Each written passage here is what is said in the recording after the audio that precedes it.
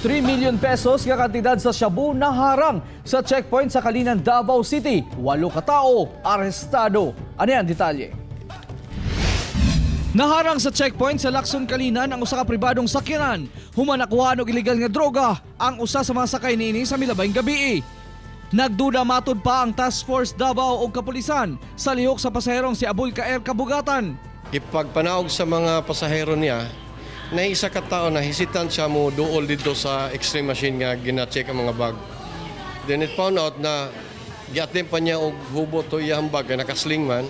Aminado si Kabugatan nga siya ang nagdala sa maong butang apan wala siya kabalo nga siya budi ay ang sulod niini. Ipadala to sir sa ako Asa gikan? sa Taraka Asa do dalod? sa Davao. Yung kabalo ka siya buto?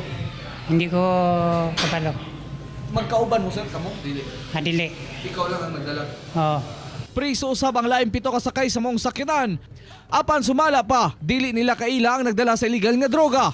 Aminado ang driver nga duna siya sayop nga nung namasahero siya nga pribado man ang ilang sakyanan. Bakante man kayong sakyanan o patra man ming manhi diri kung mukuha ta og pangkaon tos dalan o pangtubil. Hindi. Kasi gikan kami Marawi, kami lang pagka kuan sa terminal.